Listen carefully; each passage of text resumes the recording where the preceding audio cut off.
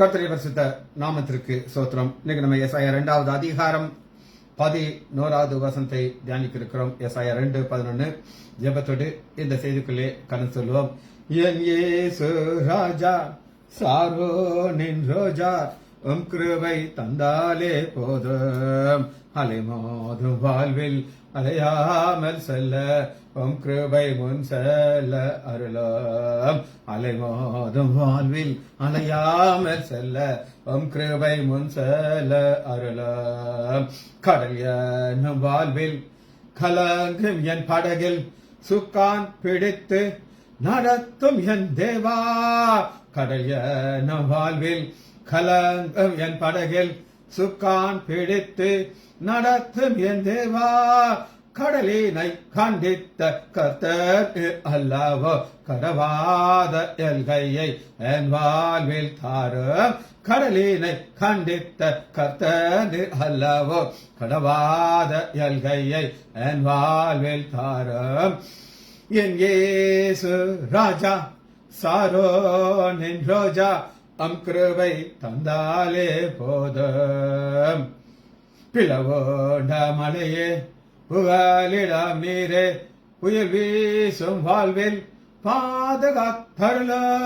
பிளவோண்ட மலையே புகலிடம் நீரே புயல் வீசும் வாழ்வில் பாதுகாத்தருளும். பாரினில் காரீரல் கஷ்டங்கள் அணுகாமல் பரணே என் முன்னே தீபமாய் வாரம். பாரினில் காரீரல் கஷ்டங்கள் அணுகாமல் பரணே என் முன்னே தீபமாய் வாரம். என் இயேசு ராஜா சாரோ நி ரோஜா கிருபை தொந்தாலே போதும். எதிர்காற்று வீச எதிர்போரும் பேச என்னோடிருப்பவர் பெரியவர் நீரே. எதிர்காற்று வீச எதிர்போரும் பேச என்னோடிருப்பவர் பெரியவர் நீரே. இயேசுவே யாத்திரையில் கரை சேர்க்கும் தேவா என் ஜீவ படகில் நங்கோரம் நீரே. இயேசுவே யாத்திரையில் கரை சேர்க்கும் தேவா என் ஜீவ படகில் நங்கோரம் நீரே. இயேசுவே நாமத்தினாலே ஜெபங்கள் பிதாவே, ஆமென். கர்த்தருடைய பரிசுத்த நாமத்திற்கு ஸ்தோத்திரம். லீலா பிரைசலாட், கவிதா சிஸ்டர் பிரைசலாட், மரியா பிரைசலாட், நாகரத்னம் அம்மாள் பிரைசலாட், ஆரோக்கியராஜ் பிரதர் பிரைசலாட், ஜானகி அம்மாள் பிரைசலாட், பாலசுந்தரி பிரைசலாட், டேனியல் ராஜேஷ் பிரைசலாட். உள்ள அட்டன்ஸ் வந்திருக்குது, ரொம்ப சந்தோஷமா இருக்கு பார்க்க. எசாயா 2வது அதிகாரம் 11வது வசனத்தை இன்னைக்கு நம்ம தியானிக்க இருக்கிறோம். எசாயா 2:11 நரனின் மீட்டின்மையான கண்கள் தாழ்த்தப்படும், மனுஷரின் வீராப்பு தனியும், கர்த்தர் ஒருவரே அந்நாளில் உயர்ந்திருப்பார். இதுல ஒரு மேட்டின்மையான எக்ஸீடிங் ஓவர் ஆச்சரியம் தான். எக்ஸீடிங் எல்லாமே கரெக்டா இருந்தா நல்லா இருக்கும். ஒரு சமையலாக இருக்கட்டும், அல்ல மசாலாலாம் கரெக்டாக இருந்தால் நல்லாயிருக்கும். உப்பு கூட இருந்தால் சாப்பிட முடியாது, மசாலா கூட இருந்தால் சாப்பிட முடியாது. ஆனால் இப்போ உலக மக்கள் இருப்பாங்கன்னா தங்களை எக்ஸீடிங்காக காட்டணும், பெருசாக காட்டணும். அது ஒரு வாட்சாக இருக்கட்டும், கழுத்தில் போட்டிருக்கிற செயினாக இருக்கட்டும், அந்த செயின் வெளியில தான் இருக்கும். ஏன் வெளியில இருக்கும்னா அப்படின்னு காட்டுறதுக்கு. இது உலக மனிதர்களுடைய ஒரு வீராப்பு, உயர்கிறது, தங்களை உயர்த்துக்கிற ஒரு காரியத்தை தான் நமக்கு பார்க்கலாம். அதான் நரனின் மனுஷர்கள் மேட்டின்மையான கண்கள் தாழ்த்தப்படும். எக்ஸீடிங், எக்ஸீடிங்க்கு ஒரு வார்த்தை என்ன கிரேக்க வார்த்தை இருக்குன்னா பெரிசிடு.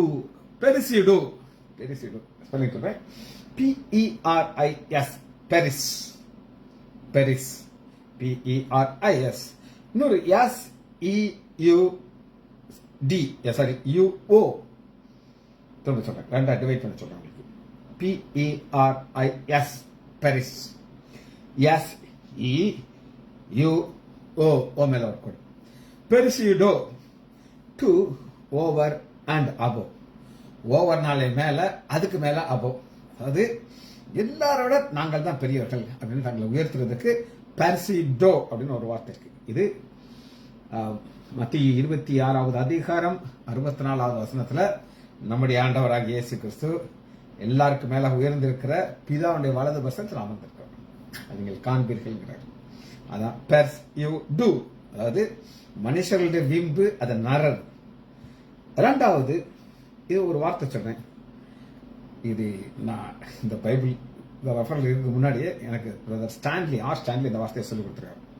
Hyper folic statement. ஹைப்பர் போலிக்னா தமிழ்ல உயர்வு நிகழ்ச்சி அணி. உயர்வு நிகழ்ச்சி அணியத்தான் ஹைப்பர் பாலிக் அப்படின்னு பார்க்கிறோம். இதுக்கு ஒரு அருமையான ஒரு உதாரணத்தை நம்ம பார்க்கலாம். எடுத்துக்கொள்ளமா 2 சாமுவேல் 1வது அதிகாரம் 23வது வசனம். உயிரோடு இருக்கலே சவுலும் யோனத்தானும் பிரியமா இன்பமுமா இருந்தார்கள். மரணத்தை பிரிக்கப்போவதில்லை. கழுகுகளை பார்க்கலும் வேகம். கழுகுகளை பார்க்கல வேகமா போக முடியுமா? இது ஹைப்பர்பாலிக். சிங்கங்களை பார்க்கலும் பலம் உணர்வு. இது பொய் கிடையாது, உயர்வு நிகழ்ச்சி அணி. அதாவது நான் என்ன சொல்ல விரும்புகிறேன் என்னன்னா, ஃபர்ஸ்ட் நம்ம உயர்வு ஹைப்பர். அந்த ஹைப்பர் பாலிக் ஸ்டேட்மெண்ட் உயர்வு நிகழ்ச்சி அணி. 2 சாமுவேல் 1வது அதிகாரம் 24. இஸ்ரவேலின் குமார்த்தியே, உங்களுக்கு ரத்தாம்பரத்தையும் சிறப்பாய் உடுத்தின உடைகளின் மேலும் தரித்த சவுல் அழுது புலம்புகள். போர் முகத்திலே பரக்காசு விழுந்தார்கள். யோனத்தானே இப்படி வெற்றுண்டு போனாய். உயரமான ஸ்தலத்திலே வெற்றுண்டு. உயரமான ஸ்தலம் இங்க என்ன சொல்றாரு அப்படின்னா, நேருக்கு நேர் என்று சொல்லுவேன். சரி, இது ஹைப்பர் பாலிக் ஸ்டேட். இப்ப இது நான் பேக்ரவுண்ட் உங்களுக்கு காட்டுறேன். இப்ப ஃபர்ஸ்ட் வார்த்தை LIAN, லயன்னா LOLION. இது லயன் கிடையாது, லயன் LIAN. இது ஹைப்பர் எக்ஸீடிங்லி. ஹைப்பர்னா இதுக்கு மேல அளவு முடியாது, இதைத்தான் அழகு. மத்திய 27வது அதிகாரம் 7வது வசனத்துல லேயன்கிறதுக்கு ஒரு உதாரணத்தை நான் உங்களுக்கு காட்டுறேன். மத்திய 2வது அதிகாரம் 17வது வசனம். புலம்பலம் அழுகம் மிகுந்த துக்கம் கொண்ட கூக்குரல் ராமாயணி கேட்டுக்குது. இது நம்முடைய ஆண்டவராக இயேசு கிறிஸ்து மரிக்க வேண்டிய இடத்துல மரிக்கிற ஒரு பெரிய ஆண் பிள்ளைகளின் கூட்டத்தை பார்க்கிறோம். அங்க வந்து LION,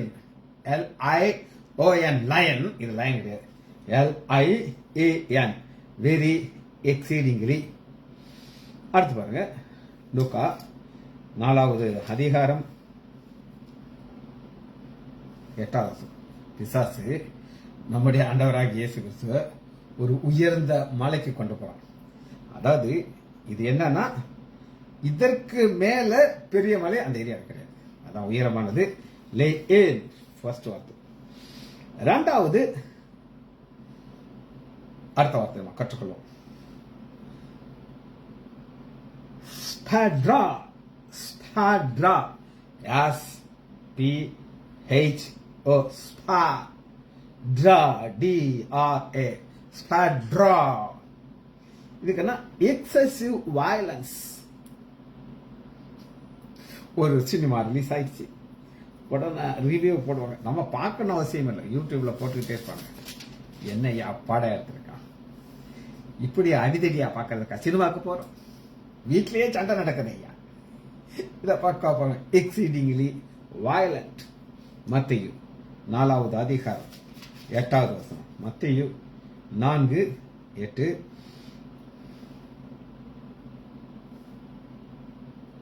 சரி, மத்தேயு 2:10. எக்ஸீடிங்கிறதுக்கு மத்தேயு 2:10. அந்த நட்சத்திரத்தை கண்ட பொழுது மிகுந்த ஆனந்த சந்தோஷம். இதான் ஸ்பெரா. ஸ்பெரா 3 வார்த்தைகளை தமிழ்ல போட்டிருக்காங்க. இந்த ஸ்பெராங்கிற ஒரு வார்த்தையை கொண்டாடு அந்த நட்சத்திரத்தை பார்த்துட்டாங்க. மிகுந்த ஆனந்த சந்தோஷம். இந்த 3 வார்த்தையும் சேர்த்து ஒன்னா நீங்க சொன்னா ஸ்பெரா அப்படின்னு சொன்னா சரி. பயத்திலையும் இதே மாதிரி ஸ்பெரா உங்களுக்கு காட்டுறேன். இது பயத்தினால வருது. இந்த சந்தோஷத்தை காட்டிட்டேன். இன்னொன்று பயத்தை பார்க்க போகிறோம். மத்தேயு 17வது அதிகாரம் மறுரூபமலையை நீங்க பார்க்கும் பொழுது 17:6 சீஷர்கள் அதை கண்டபோது, நம்முடைய ஆண்டவராகிய இயேசு கிறிஸ்து மறுரூபமாகிறத கண்ட பொழுது முகங்கொப்பர விழுந்து மிகவும் பயந்தார்கள். இந்த ஸ்பெராஸ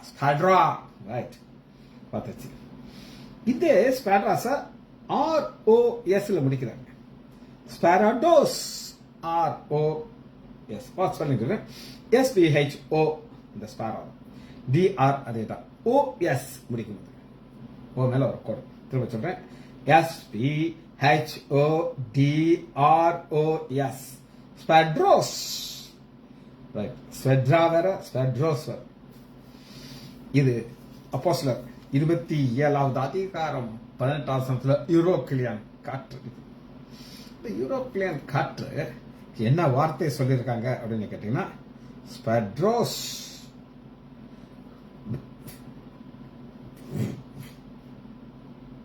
அப்போஸ்தலர் 27வது அதிகாரம்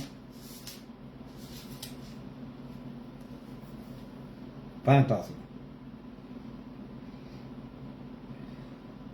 மேலும் பெருங்காற்று மலையிலே, பெருங்காற்று மலை. இது நீங்க ஊருக்கு உள்ள வீட்டுக்குள்ள உட்காந்தா தெரியாது, இந்த பயம் வராது. ஆனா கடல்ல நட்சத்திரத்தை பார்க்க முடியுது, எதுவுமே தெரிய மாட்டேங்குது. ஒண்ணு மட்டும் வருது. அது என்னன்னா நட்சத்திரத்தை காண முடியல. பெருங்காற்று மிகவும் அடிபட்டது. மறுபடியும் அடிபட்டது. ரிப்பீட்டா நடந்து கொண்டிருக்கிறத நம்ம பார்க்கிறோம். ஸ்பெட்ரோஸ். இது 3 காரியத்தை நான் உங்களுக்கு சொல்லிட்டேன். 4வது நம்ம பார்க்க போறோம். இது நம்ம பார்த்த பெர்ஸ்ல வருது. PERISOS.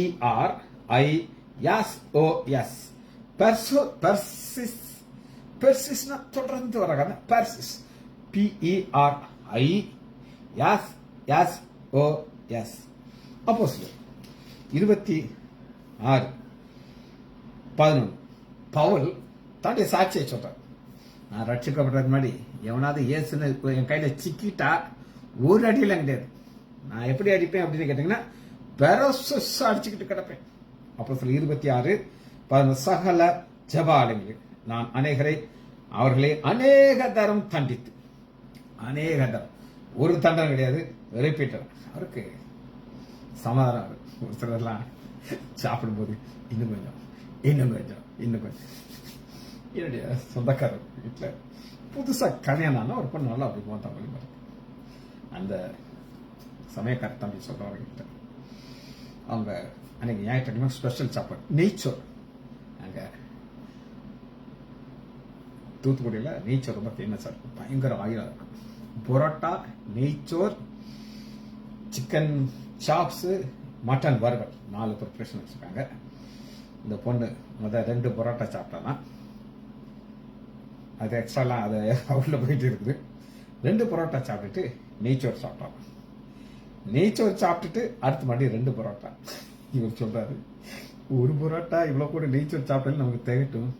ஒண்ணு சாப்பிட்றா மாத்தி சாப்பிட்றா, இதை சாப்பிட்றா அதை சாப்பிட்றா. கடைசியில நான் உள்ள போய் உட்கார்ந்துக்கிட்டேங்கிறது. இது சாப்பாடு. ஆனா பெரசோசிஸ் துன்பா படித்தின கிறிஸ்தவர்கள். சரி, கடைசி அவன்ற வார்த்தை நம்ம முடிக்க போறோம். ஹைப்பர். உங்களுக்கு ஹைப்பர்னா பெருசு, கூடுதல். ஹைப்பர் இது ஒரு லாங் வார்த்தை, அதனால நான் உங்களுக்கு ஸ்பிளிட் பண்ணி சொல்றேன். ரிக்பர். ஹைப்பர் எழுதிட்டீங்க. REKPERISSOU. பெர்சிசோ. ரிப்ரோ.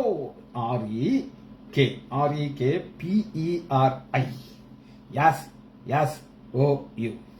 இதுக்கு விளக்கத்தை பார்த்துட்டு நம்ம வசனத்துக்குள்ள போகிறோம். 1 தெசலோனிக்கேயர் 3வது அதிகாரம் 10வது வசனம். 1 தெசலோனிக்கேயர் 3:10. விசுவாசிகளாகிய உங்களுக்குள்ளே நாங்கள் எவ்வளவு பரிசுத்தமும் நீதியும் பிழையுமே நடந்தோம் என்று நீங்கள் எவ்வளவு பரிசுத்தத்திற்கு தான் இந்த வார்த்தை. அதாவது இதுக்கு மேல ஒண்ணு கிடையாதுங்கிறது ஹையர் லிமிட். அதனால ஹைப்பர் சேர்த்துட்டேன். ஹைப்பர்னாலே ஹைப்பர் போலிக் ஸ்டேட்மெண்ட் நான் சொல்லி கொடுத்தேன். ஹைப்பர் ஜாஸ்தி, பெருசு, ஹைப்பர் சரி. கர்த்தர் நல்லவர். சில காரியங்களை நம்ம கற்றுக்கொண்டோம். இப்ப நம்ம வாசனத்துக்குள்ள போக இருக்கிறோம்.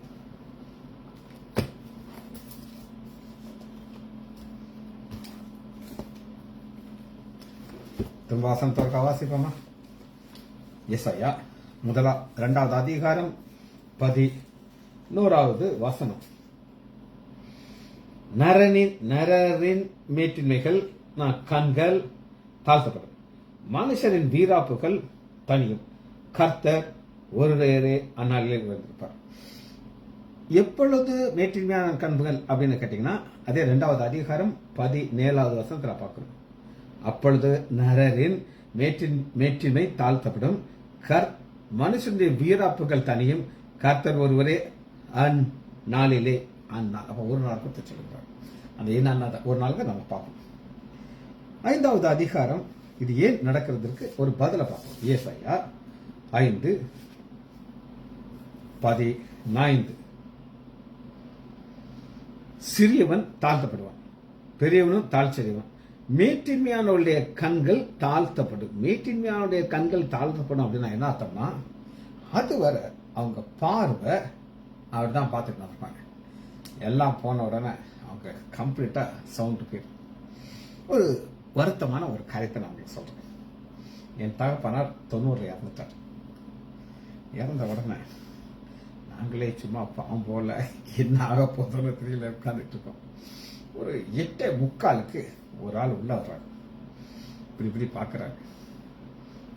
என்னய்யா, உங்க அப்பா இருக்கும்போது கூட்டம் ஜேன்னு இருக்கும், ஈ காக்கா இல்ல போயிட்டாரு.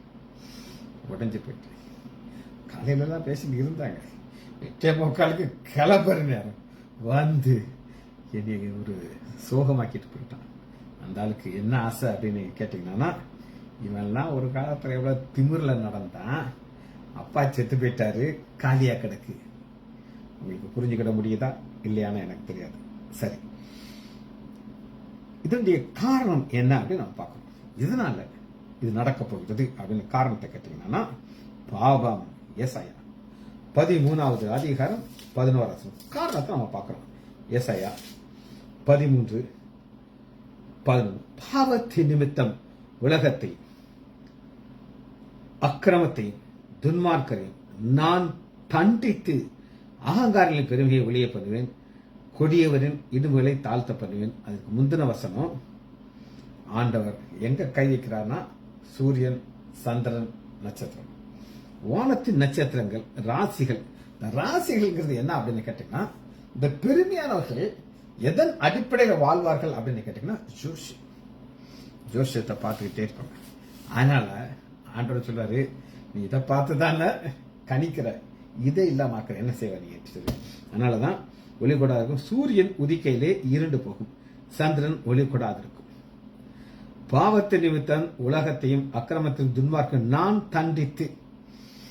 எனக்கு நெருங்கிற ஒரு சொந்தக்காரர், எங்க அப்பாவுக்கு சம்மதி முறை வேணும். எங்க அப்பாவுக்கு சம்மதி முறை. அவருக்கு தேங்காய் பட்டணம் அப்படிங்கிற ஒரு ஊர், அங்க ஒரு ஜோசியர் இருக்காரு. அந்த ஜோசியத்தை போய் கேட்டு அவர் எஸ்ன்னு சொன்னா தான் இவர் செய்வார், நோன்னு சொன்னா செய்ய மாட்டார். இவரு எங்க தங்கச்சியுடைய ஒரு சம்மத்துக்காண்டி எங்க அப்பாட்ட கேட்டார், உங்களுடைய இந்த இருக்குமே பிறந்த உடனே எழுதுவாங்க, அது இன்னமும் ஒரு பேர் சொல்லுவாங்க, எனக்கு பேர் கூட தெரியாது, மறந்துட்டேன், அது இருக்கா அப்படின்னு கேட்டார். எங்க அப்பா எங்கிட்ட அந்த வழக்கமே கிடையாது அப்படின்ட்டார். நாங்க பிறந்தவங்க அதெல்லாம் எழுதுறதெல்லாம் கிடையாது அப்படின்ட்டார். இல்ல அது இருந்தானா ஜாதகம் பொருந்துதா அப்படின்னு பாக்குறதுக்கு நான் ஒரு ஜோசியக்காரர் வச்சிருக்கேன் அப்படின்னு எங்க அப்பா கக்க பொக்கார வச்சிருச்சாரு. கொஞ்ச நாளையில ஒரு நியூஸ் வருது, அந்த ஜோஷேகரர் செத்து போயிட்டாருன்ட்டு. எங்க அப்பா இவரை பிடிச்சு கிழிச்சு தக்க விட்டாரு. ஏங்க அவன் கைய பார்க்க மாட்டானா? என்ன ஜோஷியக்காரத்தை போனீங்கன்னா, ஆனா நான் சொன்ன நபர் அந்த ஜோஷியக்காரர் செத்து போனதுக்கு அப்புறம் ஏற்கனவே ஒரு 10 வருஷம் இருந்தாரு. அதுக்கப்புறம் எந்த ஜோஷியக்காரத்தையும் போகல. சரி, அதனால ஆண்டவர் எங்க கை வைக்கிறான்னா சூரியன், சந்திரன், ராசிகள்ல கை வைக்கிறார். சரி, இத நம்ம பார்க்கிறோம். ஜட்ஜ்மெண்ட், ஒரு நியாயத்திற்கு நாள் அப்படின்னு அதை பார்க்க போறோம். ஏசாயா 24வது அதிகாரம் 21வது வசனம், 24, 21. அக்காலத்திலே கர்த்தர் உயரமான சேனையை உன்னதத்திலும் பூமியின் ராஜாக்களை பூமியிலும் விசாரிப்பார். ஜட்ஜ்மெண்ட் அன்னைக்கு நம்ம போய் நிக்கணும். ஜாதகம் வச்சிருக்கிறவங்கலாம் என்னைக்கு எங்க வீட்டுல அது கிடையவே கிடையாது. எங்களுக்கும் ஸ்டீவ் பிறந்தான், ஜேடன் பிறந்தான், அந்த சோழியை வச்சுக்கிறது கிடையாது. ஆனா இன்னும் அநேகர் வீட்டுல ஜாதகம் இருக்கும், அதை இருந்தா கிழிச்சு போட்டுருவோம். சரி, யோபு ஒரு காரியத்தை சொல்றாரு, அதை வாசிருக்கோம். ஆனா அதை எக்ஸ்ட்ரா ஒரு காரியத்தை நம்ம பார்க்க போறோம். யோபு 40வது அதிகாரம். இதெல்லாம் ஜட்ஜ்மெண்டா இங்க உட்கார்ந்து இருக்கிற ஆண்டோடைய ஃபர்ஸ்ட் நம்ம பார்க்க போறது என்ன அப்படின்னு கேட்டீங்கன்னா, புயம் 40:9. தேவனுடைய புயத்தை போல் உனக்கு புயம் உண்டோ? அவரை போல் இடிமுழக்கமாய் சத்தமிட கூடுமா? அப்ப இடிமுழக்கங்கிறது நம்முடைய ஆண்டவராகிய பிதாவாகிய சத்தம். 10வது வசனத்தை நம்மளுக்கு காட்டு. இதான் இதுக்கு கீ. இப்பொழுதும் நீ முக்கியத்தாலும் மகத்துவத்தாலும் உன்னை அலங்கரித்து மகிமையும் கனத்தையும் தரித்துக் கொண்டு. அலங்கரித்துக் கொண்டு அப்படின்னா என்ன அப்படின்னு கேட்டீங்கன்னா, உங்களுடைய டிகிரி இருக்கு பாத்தீங்களா, அதுதான் அலங்காரம். Doctor Sijith Lysander MBBS DR, இது அலங்காரம். ஆனா நான் எப்பவுமே சொல்லுவேன், இந்த டிகிரி எங்க இருக்கு பாத்தீங்களா, திடீர்னு என் பிரெயின்ல ஒரு நரம்பு லேசா மாறிடுச்சு. என்னை நீங்க லூசு மென்டல் கூப்பிடுவீங்க. டிகிரி இருக்கும், அந்த டிகிரி போகாது. எனக்கு தெரிஞ்ச ஒரு டாக்டர் வர மாதிரி ஒரு சர்ஜனை நான் பார்த்ததே கிடையாது. சர்ஜரி பண்ணுவாரு, கிட்ட யாரும் போக முடியாது. ஆனா ஒரு நாள் அவருக்கு ஒரு கேன்சர் வந்துச்சு, பேங்க்ரியாஸ். ஏற்கனவே 1.5 வருஷம் வேதனையில தான் மறிச்சார். எதுக்காக இதை சொல்றேன் அப்படின்னு கேட்டீங்கன்னா, உன்னை அலங்காரித்து மகிமையும் கனத்தையும் தரித்துக் கொண்டு நீ கோபாக்கினின் உக்கரத்தை வீசி. அங்க அன்னைக்கு இதெல்லாம் செல்லாது. அன்னைக்கு ஒரு டிகிரி எல்லாம் துப்பி போட்டு ஆண்டவர். சரி, யோபு தன்னுடைய காரியப்படும். இந்த கர்த்தரினால் எப்படி இருக்கும் அப்படின்னு கேட்டீங்கன்னா, மல்கியா 4வது அதிகாரம் 1வது வசனத்துல சூளையை போல் எரிகிற அக்னி. ஆண்டவர் அக்னியை வச்சுதான் பேசுவார். சூளையை போல எரிகிற அக்னி. அந்த அக்னியில அவர் நின்றுட்டு இருப்பாரு. அவர் தான் அக்னி. நம்முடைய தேவன் தான் பட்சிக்கிற அக்னியாக இருக்கிறார். இதனுடைய ஒரு அடிப்படையான ஒரு கான்செப்ட் நான் காட்டுறேன். இது ஒரு லா. இந்த லாவை மாற்றவே முடியாது. லூக்கா 18வது அதிகாரம் 14வது வசனம். லூக்கா 18:14.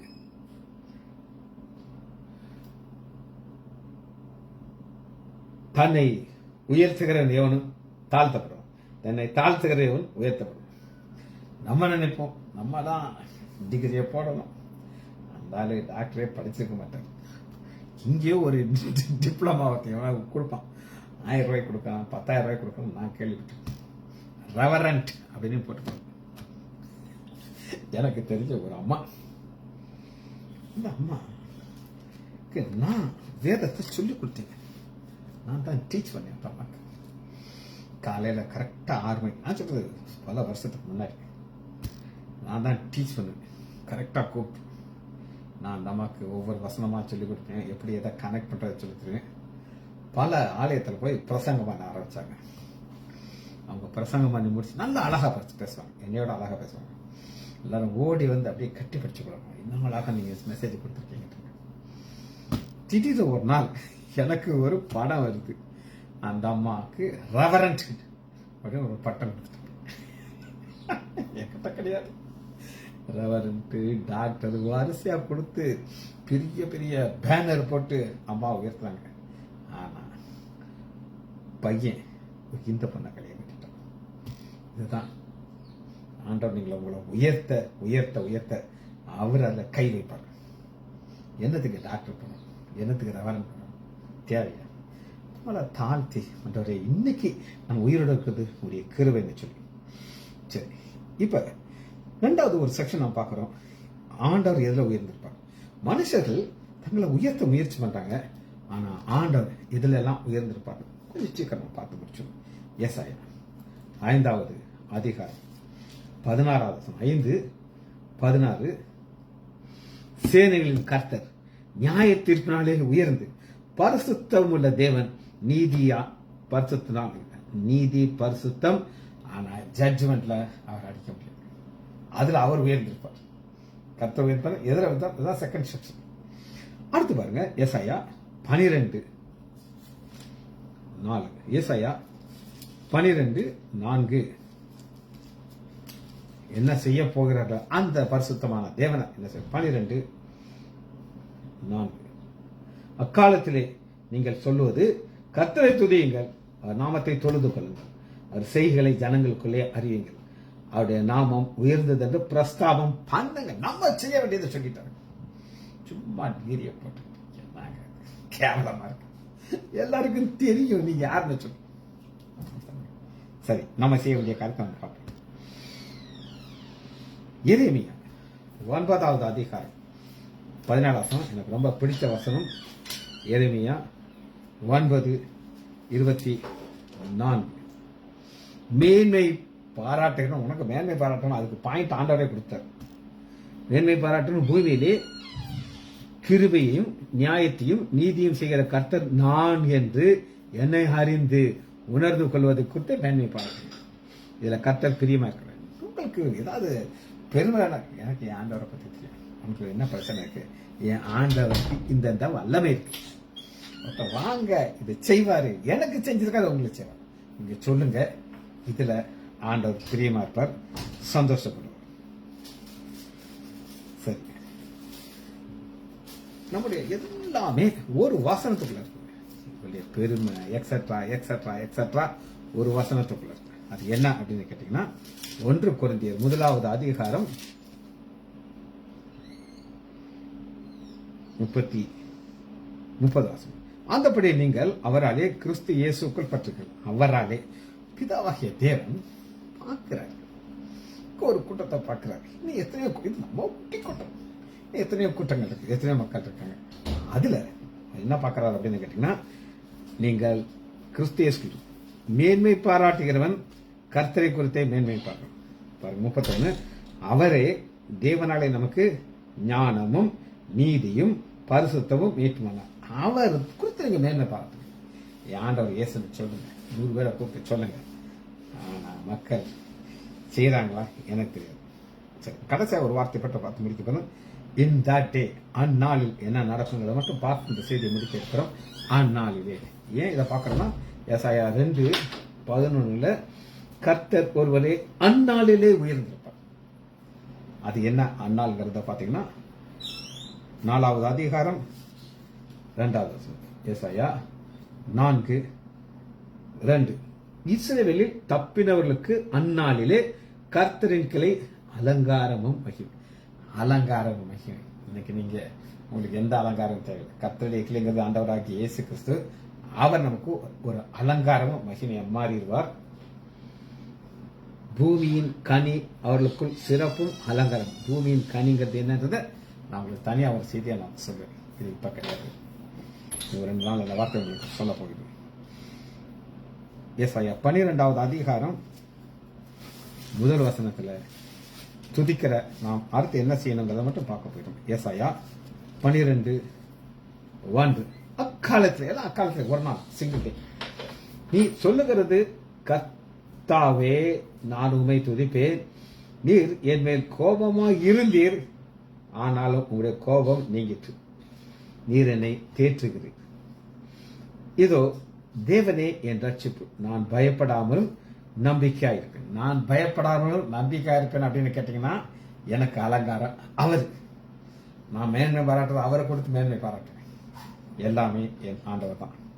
கடைசி ஒரு வசனத்தை வாசிச்சு முடிக்க இருக்கிறோம்.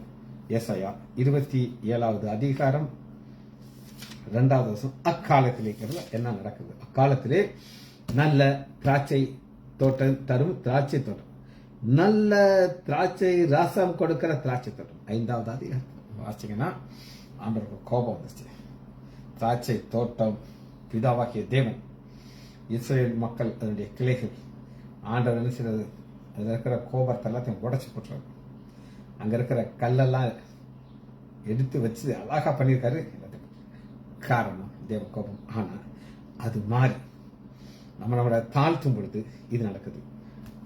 அதை குறித்து பாடுங்கள், ஜெபிச்சு பிடிப்போம். மகா இறக்கம் கிருபையும் உள்ள பிதாவே, அம்மா துதிக்கிறோம். நன்றி உள்ள இதயத்தோடு உங்களுடைய திரு சமூகம் அறிகிறோம் ஐயா. எத்தனை நன்மைகள் ஐயா, எத்தனை கிருபைகள் ஐயா, சொல்ல முடியாத இவர்களுக்காக நன்றி. பிள்ளைகள் ஒவ்வொருவரையும் என் ஆண்டவராகிய இயேசு கிறிஸ்துவின் நாமத்தினாலே ஆசீர்வதிக்கிறேன். இயேசுவின் நாமத்தினால் ஜெபங்கள் பிதாவே. ஆமேன், ஆமேன், ஆமேன்.